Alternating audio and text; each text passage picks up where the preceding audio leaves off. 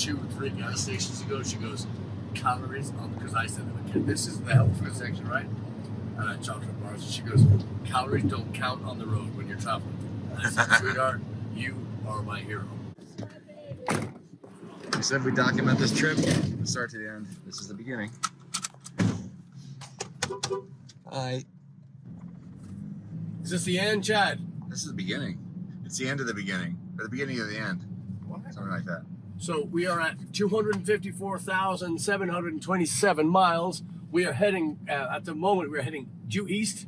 We are leaving Seattle and we are heading soon to be southeast to Houston, Texas. We shall be there by Sunday.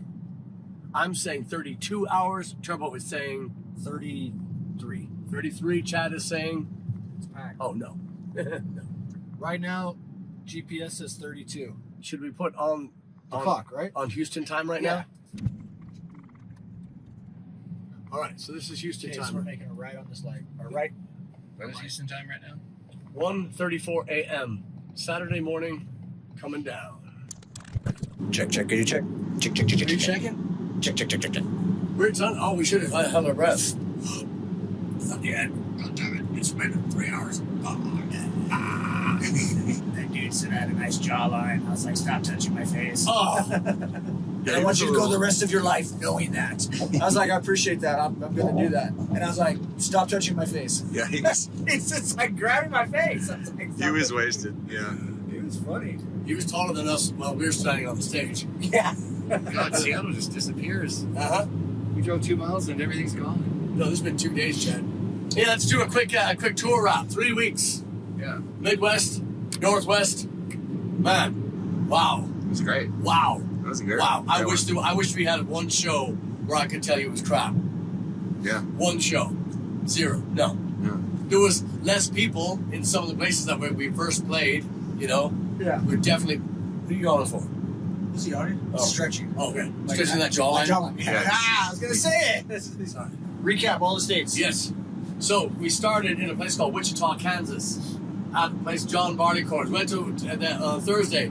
Then we went 2 days to Weston, Missouri, O'Malley's. Wonderful couple of nights.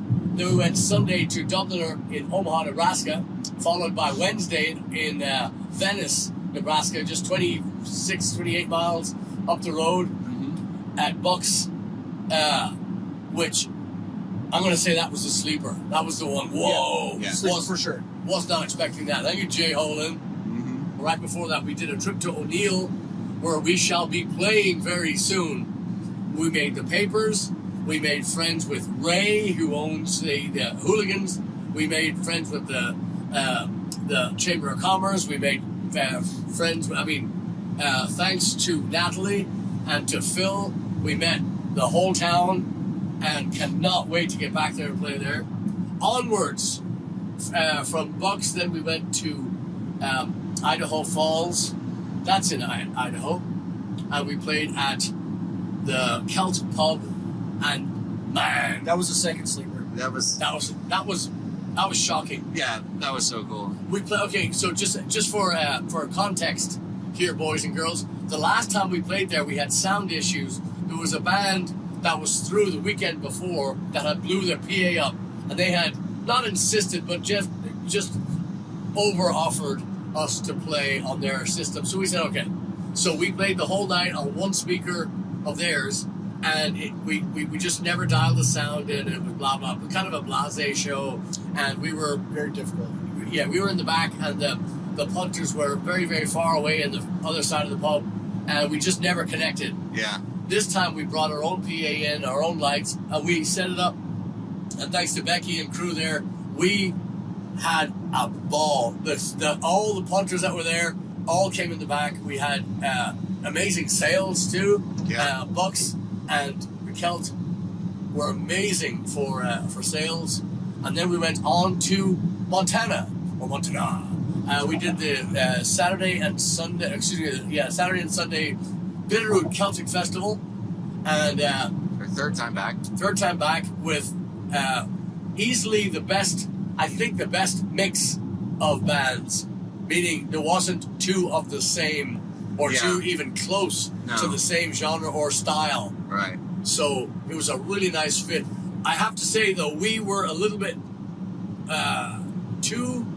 I think we were a little too rocky for a lot of there's a lot of older people there, and it was a little jarring to them. But our sound technicians were so patient with all the bands and so generous with their talents that we really got the best sound. Robert and Dan, right? Yeah, Robert and Dan. Yes. Well, he didn't shorten his name, so I didn't shorten it. So anyway, and then onward, we flew Frank in for the Idaho shows and the Montana, and then we dropped him on the Monday, and we went on to Oregon, and we two amazing shows in Oregon, one in Bend and one in Portland. Yep. And venues that I cannot wait to get back to play. So the first one was Silver Moon, and who did you deal with on the phone? It wasn't So I dealt with Jeshua. That was it. Does all the booking, but we had Mari that was at the show. Yeah, Mari was the boots on the ground. She's amazing. Yeah. Big smile, even keel, knows what she's doing. And then Miggs set us up. Cool. He was cool. Whirlwind. Yeah. He was putting on a show with 5 metal bands inside. Yeah. And he still came out and was just as cool. Then he was a little shocked that we had everything and that we were completely self-contained. He was like, "You don't need me." I said, "Yeah, we're good." And he's like, "I'm gonna go back in." Yeah, you could tell he was just a joking. shitload of things today. Yeah. Well, he had so many. He was all over. It was funny because I didn't know how extensive. I had to pick up on how extensive their lineup was in there, and I think we just sound checked and like one of the bands was leaving because they'd already played. They had so much to get through. Funny. And it's a small room inside, and one of the bands was setting up their drum kit, and he was he had the rail, the rack where they attach all the drums, and he had that, and he was taking up the whole floor while the other band was sound checking. I was like, "What are you doing? Do you guys not know each other? You can't, borrow it, but it's metal, so they need, I need 17 toms and 14 crashes and all this stuff." So anyway, but it was, we got some, let's say I don't want to say stole, but we procured some of their clientele for that show. Because they came by, there was no really big sign, so there's 2 venues. We were the outside big stage, and they were inside on the little stage, and the people were coming by, and they saw our banner, and they saw the lights, and they saw us, and they're like, "Well, we'll just go here." And they just came in, and so we really had a really nice cross-section of people. And we haven't got to the rest of the shows yet, but at this point, I have to point out again, Turbo went above and beyond, because he lived in Bend and he's also lived in Seattle and Portland. So we were, thanks to him, we were able to get. We've never come this far. But are we there yet? And anyway, he you above and beyond. We're so grateful that the venues were so welcoming, and you've obviously put in the time with these venues and these people, and it shows. The welcome was was overwhelming at times. And then of course, our thanks to our friends in Bend for our jacuzzi chalet, wink wink, nudge nudge, say no more, and also Leslie up here in Seattle, who came to Ireland with us a few years back, and she put us up. So after we left Portland at 12 a.m. donuts. And we drove all the way to Seattle afterwards, and so it was we leave at 11. We had a 3.5 hour drive to Seattle, so we got in late and we slept for a few hours, and we got up, and then we played. Just now we played at Murphy's pub in Seattle, or just outside Seattle. Ballard. Yeah, Ballard. Yeah. So this was another shock. It was kind of a smaller stage, but big hearted venue, if that makes any sense. You know, you walk in, you're like, oh, this is not going to be, because there's everybody eating dinner. Food was great. Yeah. Thank you, Shelley. The bar was kind of, I was like, no, it's not, you know, because it's in a high volume area. A lot of people walking by, then all the windows open, and beautiful night. So people were standing at the window and, you know, coming in and checking it out, having something to eat, having a few drinks. And so we had a great night. I thought it went great. It sounded great in my ears. Yeah, it's just I mean, so much fun. So welcoming. Yeah. And wonderful. We met your neighbors, we met ex-bandmates, we met friends, we met everybody. It just feels like we just went back in time and we just got to hang out with Turbo in his past life. It was. It seems like a different life. It is.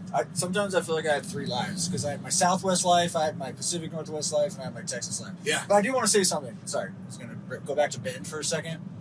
When we got to sit down and have coffee before we took off to Portland with Sarah Holmes from Fight by Mary, I wanted to say, without Sarah, I don't think I would have auditioned for this band. Really? Cormac took credit for that tonight. What? Cormac took credit for that tonight. He's snatching around credit. But markers. The reason why is because Sarah messaged me your guys' ad the next day after Sam from Blaggards sent it to me. And I was like, I think I can pull it off. You know, I think I can pull the schedule off. Let me sleep on it. And then the next morning, Sarah messaged me and said, you should drum with them. I think you'd be great for them. And I was like, she doesn't know Sam. I'm going to call him. I'm going to email him and see what the audition is. And that's when I talked to Miss Moxie. I said, all right, I'm going to tell Stacy.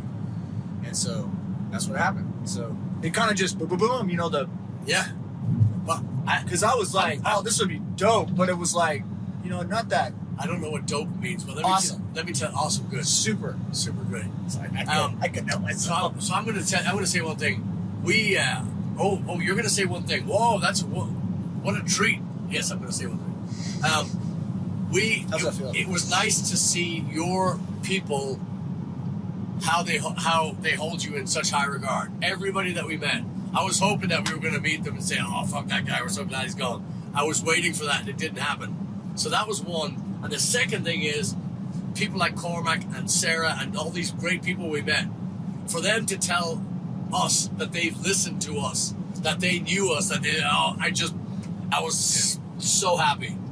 And all the people that showed up tonight, okay, I'm going to drive this car into a fucking ditch if you don't explain to me, how the fuck do we meet so many people from Houston? How many people from College Station? A lot. Many people? I mean, a lot. Yeah. Oh my God. Way more than you would think. However much you'd think it would be a lot, add a little more. Double it. Yes. Double I was it. like, everywhere we turned. Every fucking time. Okay, Bill and Emily, Bill Galbraith and Emily Standish of Constant Billy in Houston, Texas. 6 years ago, they packed up and they moved up to Oregon. And we ran into them for the first time. We saw them for the first time. We've been in touch, little emails and, you know, Facebook things here and there.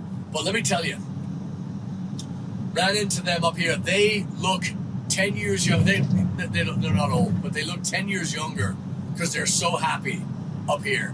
And everybody said the same thing. Oh, no, we're never going back. But we miss the people of Texas and we miss the food. Yeah. Every one of them said that. Yeah, you heard that a bunch. Yeah. But what is the amount of people, and it was so, met people from the original Ashford pub. That's we right. Met people from O'Bannon's, people that only came to O'Bannon's for Paddy's Day because they heard about our show. And I have had non-stop goosebumps from meeting all these Texans in this area, in the Northwest, and they are all, so anyway, maybe we cut this part out because I don't want any of these motherfuckers trying to move up here and leave us. We need you.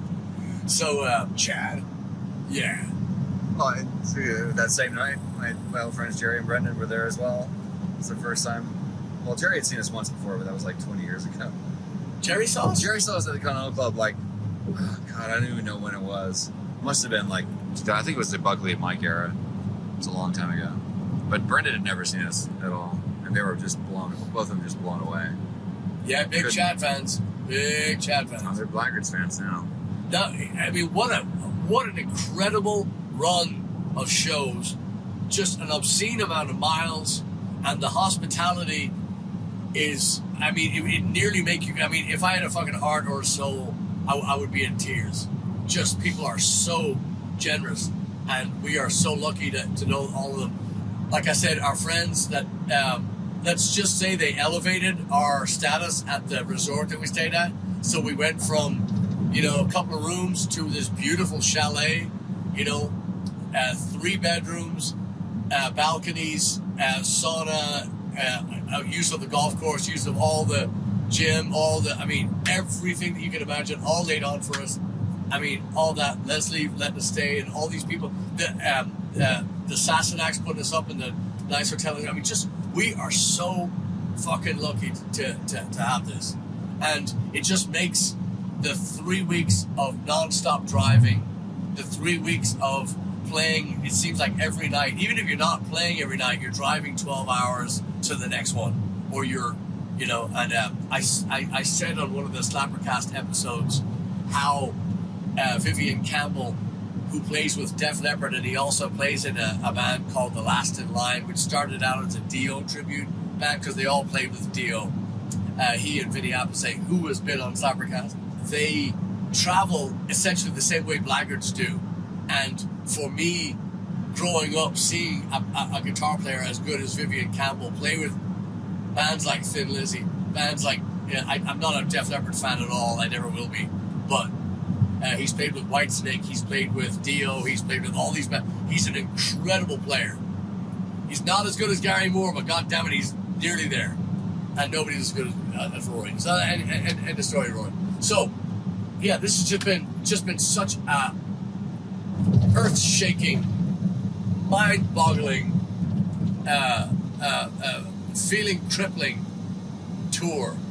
With, it seems like every turn we took, it got better and better and better. Wow. Symbol crushing. Huh? Symbol crushing. Yes. Good. Anything else you'd like to add? Are we slapping a number on this? We never slapped it. Well, I thought this was just a tour recap. You want to? You want to turn it It's into like it? 18 minutes, 19 minutes. Has it been that long? Yeah, 19 minutes now. Huh? Hey, we were driving, we're slapping. Let's slap a number on this. Episode 343. 343. Where are we? I don't know. We are southbound, leaving Seattle, heading towards Houston, Texas. We have 32, 33, and 31 hours of the time in Houston right now. We got cheeky, and we changed the time to Central Standard Time. So it's 2 a.m. in Houston, Texas right now. We're probably 15 miles east of Issaquah, Washington. There you go. Okay. So, next time you see us, we're going to look like fucking zombies. End of days. Yeah. Man, we are glad that you stopped in today to listen to SlapperCast. Remember, this year's Irish tour has been sold out. There are no more seats available. However, May is coming up fast, and it's just been added. It's not, let me say this clearly, it is not on the tour, but can be added to the tour in May. If you would like to come with us and add on Scotland, that is going to be an extra part of the tour that can be easily added. So you can talk to Doc about that. If you're coming with us and you want to go to Scotland for a couple of days at the end of our tour, more than welcome to do it. Our schedule is not going to let us go to Scotland, so it would kind of be like a break off at the end of the tour, a supplemental tour piece. So we are definitely going, and delighted to say that this tour has been sold out for a while now, and you need to come with us. It is the trip of a lifetime. There is nothing else like it. Nobody else is doing what we're doing. And you get to sightsee during the day and drink and come and see rock and roll at night. and you get to meet some of the greatest people and see some of the most beautiful places in all the world. Join us, Blaggards 2026. Yep. Here we go. Blaggards.com/Ireland. There you go. Thanks for tuning in. Thanks for sharing with your mother. And don't be cruel. Cheers. When is the Christmas song coming out? By Christmas, it better. I'm going to tell you, I've been chirping in their ear the whole time, and I make them play it every rehearsal. That's one thing, too, is we didn't want to record it before we played it a few times, and we've even tried it out live a couple times. It's weird to say we're going to do a Christmas song in July. No, it's not. We do it in January, February. It doesn't matter. We always Christmas. But let me ask you this: if you,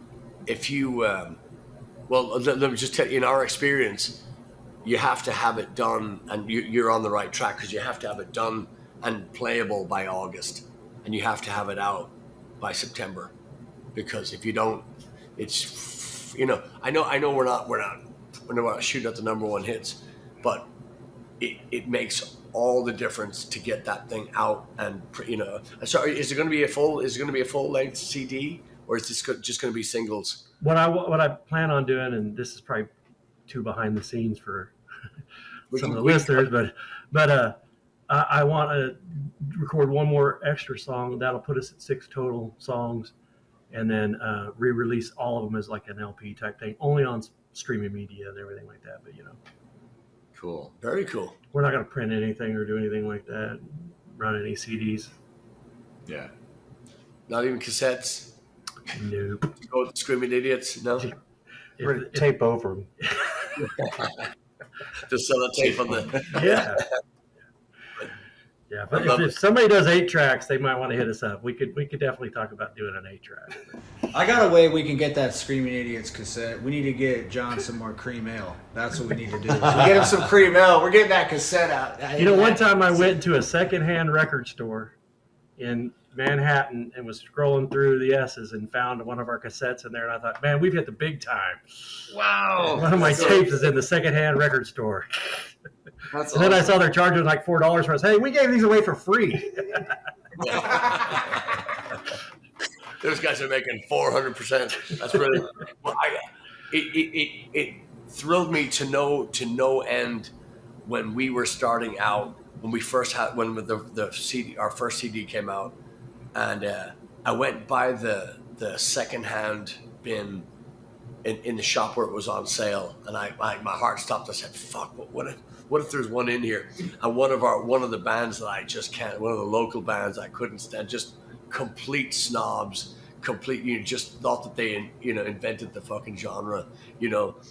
All their CDs were in there. Yes. It's like, thank you. We do have a little bit of an issue with the recording, and that the guy that recorded us, he has a lot of other stuff going on, but we really want him back, and we want the same guy that did our last songs to do this song, because I think he did a phenomenal job. If he watches this, please come back, please. But I think he nailed us. Like, he nailed our sound, he nailed the mix. I think he is exactly the way. Sometimes you hear something in your head, and then you record it, and then you play it back, and that's not what I was thinking. That was exactly what I was thinking when he came out with, and that's rare. Oh, that's so cool. And it's great when you get somebody that you can work with like that. It makes all the difference. It's the difference between, a CD that you just never want to hear again, or a CD you're proud of. It's everything. So, and we got to get working on some fall dates, because this is just too much fun. And again, I want to say this to anybody that's listening up here in the Kansas area, or if you're within a 4 or 5 hour drive of our friends the Sassanachs, you got to go see them, because it's not only great friends, great people, but you got a product there. You got a lot of shit going on. I really enjoy it. Always am humbled, and like, cannot thank you enough for the praise and the just allowing us to come on SlapperCast and things like that, and even allowing us to open for you. One time having you open for us, which was just totally wrong. That was an imbalance in the. And you stuck around for our show? Yeah, that was the. I thought, these guys are going to hit the road. Luckily, I let all the air out of their tires, so they had to wait until they got their tires fixed. But yeah, it's a humbling thing, you know, and I really respect you guys as musicians and as performers. So to hear you say praise on us, that's the ultimate for us. Like it's always such a nice thing that you guys do for us and say, and I appreciate it big time. Yeah, we're fans, and you know, like I said, there just never would have been you know, on either side. There just never would have been. You're not going to play with a band that you're not going to gel with. You know, you're not going to, because it doesn't make, it's not fair to the punters, and it's certainly not fair to the bands to do that. But no, this is even the same song. I remember the Emma Creek Barn, you going, hey, we're going to play that song. Is this on your set list tonight? Well, we're taking off. I said, don't take anything off. Don't take anything off, because it's not going to be, you know. So it really is. I think it's a great product, and I just love the fact that there's so much of this music that's just being kept afloat, because it can go pretty quick. You know, a lot of these venues can disappear overnight, and if we don't keep rock and roll bands, you know, rolling through them. Yeah, I don't think a lot of them have been the same since COVID. So it's nice to kind of see some of them coming back, and hopefully we can get them back to that point to where it was pre-COVID. Yeah. And that Thursday night show at Barleycorns was a good sign to see that many people there. Yeah.